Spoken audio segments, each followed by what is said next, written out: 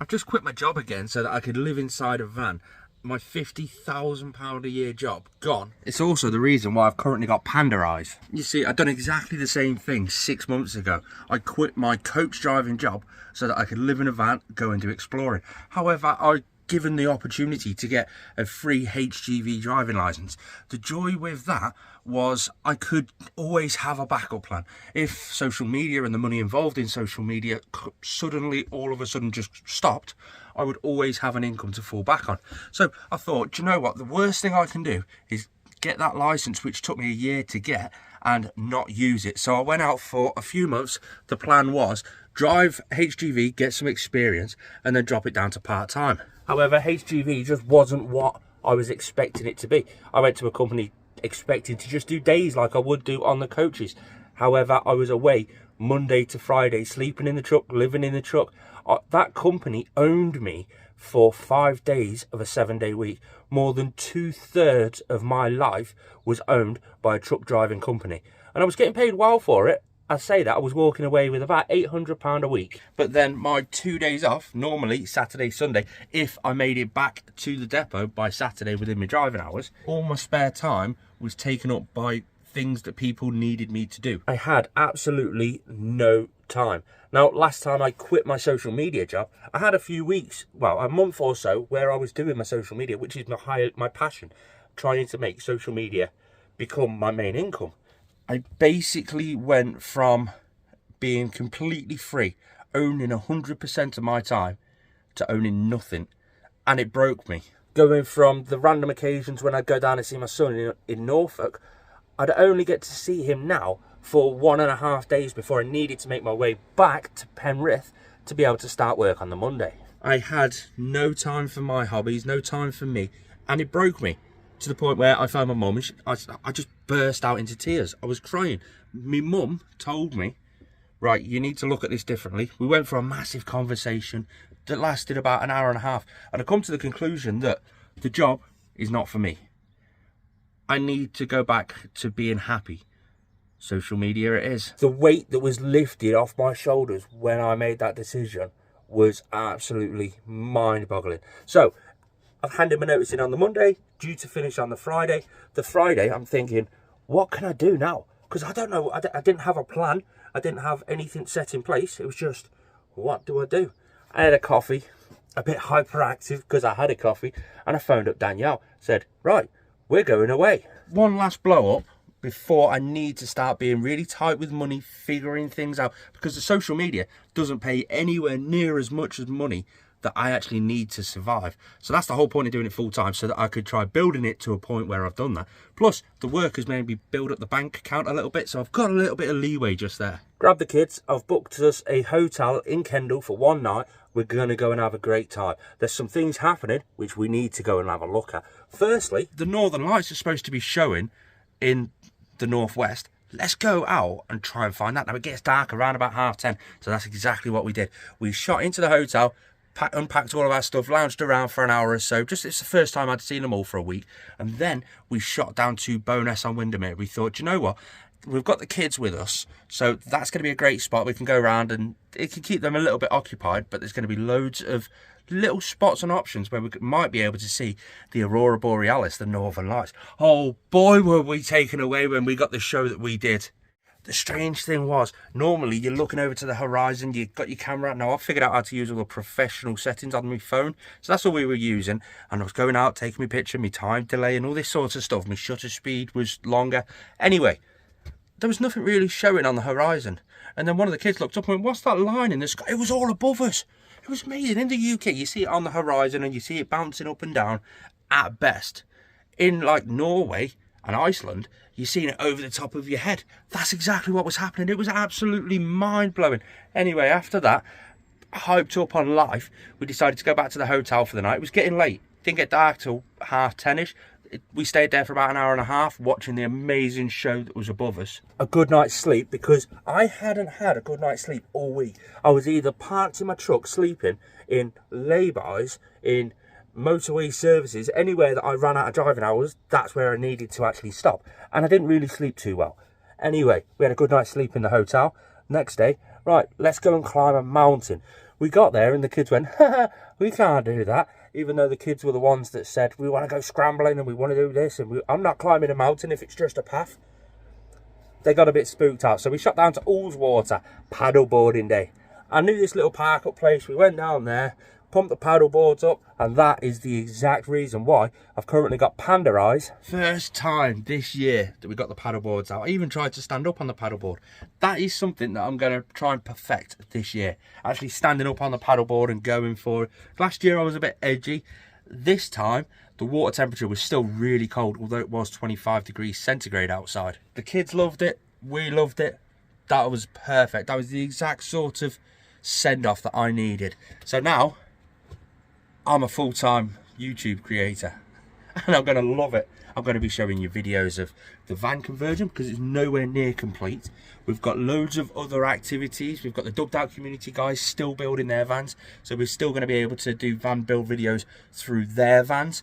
We've got all the adventures that you could possibly imagine. I'm thinking I'm going to try and dedicate a little bit more time than normal around the Lake District, solely because that's only about an hour and 20 minutes away from my partner's house, which is where I'm at right now. So if I do need to come back, it's not massive money to get back sort of thing. Hiking, adventure. I'm going to learn how to cook because we're going to be having a single induction hob in there along with the air fryer. So I'm going to be learning all these one-pot wonders and stuff. We're going to have an epic time. So if you are new, feel free to subscribe. We'll come back to Danielle's house today because, as I say, the van isn't completely finished and I've got some work to do on it today.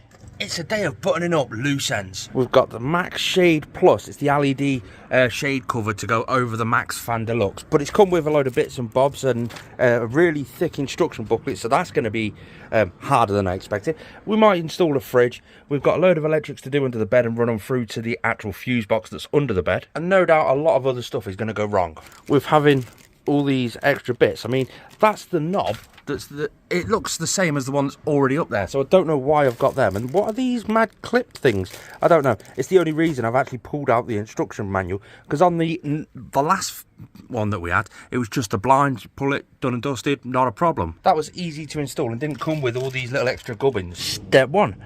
Remove and discard the 4 screws that hold the garnish ring onto the ceiling. Is garnish rings like onion rings? I'm assuming it means like these 4 that are actually holding that on, which, to be fair, there isn't actually any screws in there at the minute, so that should just, there we go, come off. But was I meant to pull it off? Care should be taken to stop it from falling to the floor. I'm kind of guessing it's supposed to come off. Step 2. Assemble the adapter over the garnish ring. Is that the garnish ring? I don't know. Assemble it over the garnish ring and secure to the ceiling using the 4 screws provided. Is that this thing that's underneath? I don't know. We're going to have to keep them safe, but somewhere safe, and keep that somewhere safe so I know where I'm up to. And let's have a play with... Oh, there we go. And does that one... Ah, yes, so wait there. Does that come off? See, this is it. It's supposed to be an easy job. Ah, wait there. So does that go up there? Yes, so it must then go that way and connect to the actual, I don't want to call it a garnish ring, but it must connect to it like that somehow. I don't 100% know. I know the holes don't actually line up. Or then again, does it turn? Is it like a different... Oh, there we go. There we go. So if we spin it, that hole lines up. That hole lines up. That must be it. And then these must be the screws they've provided to go through those holes, through there, and actually up into the ceiling. Look at that. They've even got a white head on the actual screws. Before I move on, I've got to read through the rest of the instructions, or destructions, or whatever things I can't read. If you're installing it to a roof that's less than 2 inches thick, the control knob may be obstructed by the movement of the Max Shade fan, which is why they've sent that one. So that's a thinner control knob compared to that one that's quite thick. Before we go any further, I've actually added a 12-volt cable in the ceiling somewhere and rolled it up somewhere up there to be able to power the LED lights that are on this, but I can't... Is that it? Oh, there we go. Boom, that was nice and easy. Those 2 power the fan. These 2 are going to actually power the lights for the fan. Same scenario on the Max Fan dome that I've got in the shower unit. You can see I've got a couple of cables up here and a couple more down here, and that's the same scenario. Those 2 do the fan, which I'm probably going to have to get done today, which is one of these. I did label them. There you go. Shower fan, which means this one is the shower fan light. So when I put the light on it, boom, Oh no, I've just ripped that off. Got to keep that safe. Warning, to reduce the risk of fire or electric shock. I've already taken the fuse out from the fuse box. To be fair, I didn't even put one in to start with. I'm assuming that's what the warning says, so I'm not even going to bother reading it. That could be a mistake, but step number 1, remove and discard the 4 screws from the guard. Why is it running through all them again? I don't even get it. Oh, I was reading the non-LED models, and the one I'm fitting is the LED model. All right, start again. Yep, I've removed the 4 screws. I've stopped it from dropping to the floor, and I've actually put it over there. Continue with the installation of an 8mm, drill an 8mm diameter hole in the corner of the garnish ring for the power wires. Shall I do that? I don't know. We'll put it together and see whether I need to do that. Route the wires through the drilled hole. So wait there, it says position of the garnish ring and the wires in the corner. There we go. So they've drilled a hole up there. Maybe I do need to do that. Oh, here's the clips. Position the wires and the drilled hole on basically the other side to the actual knob twisty thing, which the knob twisty thing's there, so I need to do it on the opposite side over here, but my cable is that long. I can't do that. Screw it, let's bodge it.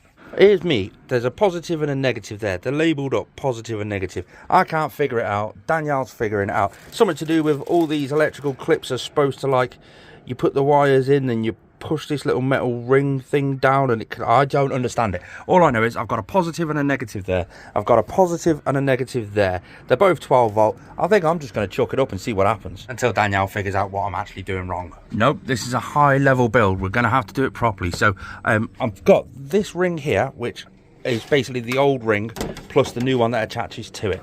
That goes up that way, and the wire is actually in the way. So on this corner I'm going to drill an 8mm hole. I don't have an 8mm drill bit, but what I do have is a step drill bit, and there is an 8 on there. It is the 3rd one down. Sounds like she's figured it out. Got the garnish ring up, we've got the 8mm hole just there, we've got the wire threaded through. Ended up just getting the cable connected on positive, negative, negative, positive, the normal sort of way. I'm not a fan of this little gap that has at the top, but it might just be something we've done wrong. Let's go whack a fuse in, just see if it works. I've already got it wired up perfectly to the second one up, which is that one just there. So we'll whack a little 5 amp fuse straight in there, and it should work. Let's go have a look, see if it works. Go on, see if it works, love. Boom, we've got some lights. I just didn't push it up high enough, but now it's up. We've got the lights on there. We've got our normal lights underneath the over counter. Perfect. And that's it sealed perfectly. Do you know what else I've just thought about the Maxview, sweetheart? So as you're driving, you can hear a little bit of wind noise come through that. And do you know why that is? When you've got a gas in your van, you're supposed to have permanent ventilation. And that's what that's built for, the permanent ventilation. Because we're going gasless, we don't need that. And you can get a little flange to block it off. So I might look into that. I think they're only about 17 quid as well. Now over to the shower fan. Now, just like the Max fan, because this is a Max fan dome, it's got the shroud that goes up which surrounds it. And we've just got to connect all the wires up perfectly fine. You can see where I actually over Sikaflexed it, because I got Sikaflex on the wires. The thing with the Max fans, both the domes and the Max Fan Deluxe, read the tags that are on the cables, because your black cable that's on all Max fans isn't your negative, it's your positive. So just keep that in mind. Just as well, apparently it could be just a simple case of, again, connecting the wires, drop a fuse in the fuse box, that should work. Then when we actually get round to doing the whole shower unit, like fixing the PVC to the back, doing the ceiling, doing the floor, fitting the actual shower, that's when we're going to be able to fix that's when we're going to be able to put the light onto the dome. I feel like that's actually like a full video all in itself, so I'm not even going to bother looking into that today. Let's get the fuse in place and then just drop the cover back on there. Let's go see if the fan works. Now when the surround's all on and then the lights on the outside, it's not going to look as rough as this, but it's just that button there. Oh, yeah, that's actually working really well. But when you're in the shower, you've got to push it up just like that so that the fan actually works. That actually fans underneath the solar panels, which is quite cool. This is how powerful that actually is. If you shut the door on the shower, you can see how it's sucking the shower wall in. Here, I'll show you from this angle because you'll be able to see it a lot better. See how it sucked it in really far just then? Look at it up there. Now that's done though, we'll turn it off. We'll pull it back down so it's nice and secure. So far, nothing drastic's gone wrong. However, now, like I say, it's just an odds and sods day. I've got that to go up in that little hole there. Every corner of the curtain rails has got these little clips, these clips in the sides. But as you can tell from this one, over time they're vibrating out and they become a bit loose. So you are supposed to screw them. I was supposed to screw them on the actual install originally, but I never did. So that's my job right now. Just a case of push it in as far as it will go. And I'm actually going to pilot drill these. The screws that I'm using are simple self-tapping metal screws, nice and small. I got the smallest ones I could find, so they've got the smallest head. So I'm not going to have to see them. And I've only got a small sort of hole for the head. I got one in and then my battery died on my drill, so we'll just move on to something else while this charges. I can install the Wi-Fi in, the Maxview Roam 5G. This is the 4x4. No, wait, I need that electric screwdriver to screw it into the wall and to be able to drill in the 12-volt socket to be able to get that to work. Mind you, I guess I can do all the electricals that I need to do underneath the bed, the external USB charger, and a few other bits that are on that side that I need to convert to that side to be able to connect into the fuse. Oh no, wait there. I need the electric screwdriver for that too. I guess I can sort of just have an hour off, go and have a cup of tea, figure out how I'm going to get the refrigerator out of the storage, because it's buried, to be able to get that in here, to be able to drill the hole through the bulkhead, to be able to pass wires and stuff through there too. Slight delay, but we're back in action. Got all those little clips done on all corners of the van, so now they're not going to pop off. On the back of the van, we've got the Wi-Fi installed. Well, partly. You see, that's it just there. Those 4 wires go up to the 4 antennas that are on the dome, or inside the dome, just up there. It's the Maxview 4x4 Roam 5G, so it's a 5G SIM card. It's absolutely perfect. That's all going to get boxed in. So I've hid the cable with enough cable left over so that it can go to the back wall. Cable runs down the actual inside the carpet, comes out here to a cigarette lighter with an on-off switch. All I need to do is get me 12-volt cigarette lighter, all the wiring, and connect it up to the fuse box. Then get onto the app and just see if it still works. It's been 2 months since that's been uninstalled from this van. Definitely one of the best things I've ever had in a camper van. No matter where I am in the UK, I've always got signal. I've never had a problem with this. That's connected. The lights are on. However, I'm looking at my fuse box thinking I'm going to run out of space on that. I'll cross that bridge when I come to it, I think. And now that's all set up. I've just been on my phone, loaded it all up. You can see the lights are flashing under there. I can't wait. We've made it so there's a bit of a gap there, and that's so we can get a unit to fit, sort of to cover it from sort of down there. Just a lovely little one, just to sort of block that in, sort of thing. We can stick a few other screens on there too, maybe even a little charging port or just something. We're going to make high use of that little space just there. I had to load up onto the Maxview app and change the passwords and stuff like that. It's just been inactive for so long, but I'm so chuffed that it's working now. I've just done a speed test. You know, you Google speed test and then run the test. These are the results. Time to sort of clear up all my mess now. This is some window primer to help fix the PVC to the backboard. We've got various different adhesives to help out finishing that job, but as I said, that's a different job, sort of different day sort of job. We'll clean up all this mess, then I'm going to try and see if I can get the refrigerator in. I'm gonna need to change it around in there somehow, because coming out of that headboard we're going to have hot water pipes, cold water pipes, electrical cables. There's going to be loads of bits and pieces going back there, so I need to make those adjustments now. However, this furniture has cost a fair bit because it is high quality. I don't really want to tamper with it too much until I've got a full plan. We've got electricals coming through for the induction hob that's going to be going there. We've got all the plumbing and a bit of electrical stuff for the sink that's going to be going just there. We've got the electrical for the refrigerator, the fridge freezer. That's got to run through there.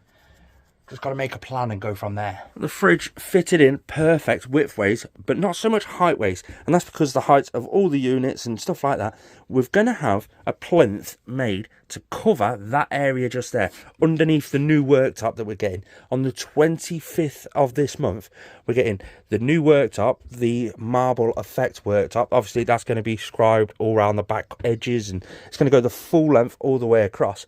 But on top of that, we might even have a little bit of a splashback on there. On the same time, we pick up the overcab locker that goes there. We pick up the single bed that's going to be going underneath there. It's going to be absolutely amazing, the 25th.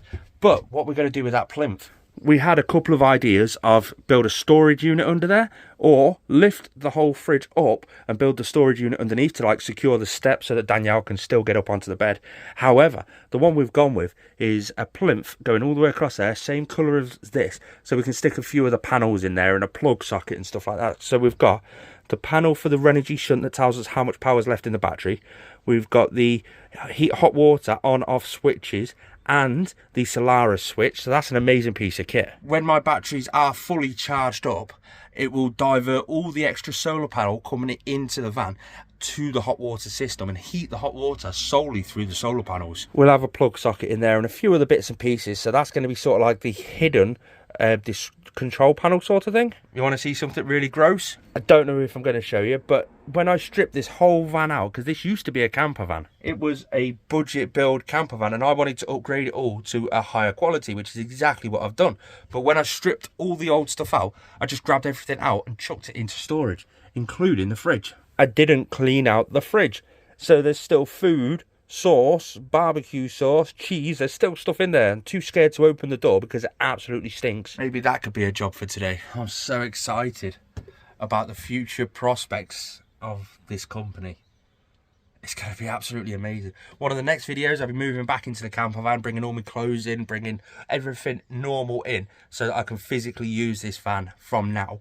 Even though it's not completed, Wednesday, I'm planning on going up to the Lake District, spending, I don't know, 3, 4, 5 days up there, doing loads of adventures, just brushing myself back up to what is adventure, basically. It's going to be amazing. It's going to be epic. We're going to do some mad cooking. We're going to find some absolutely beautiful scenic spots, and I'll even tell you all where those scenic spots are.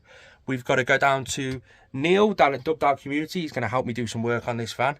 We're going to get all that on camera. It's just going to be an absolutely amazing life. I hope you'll all join along with me. If you are new around here, please subscribe.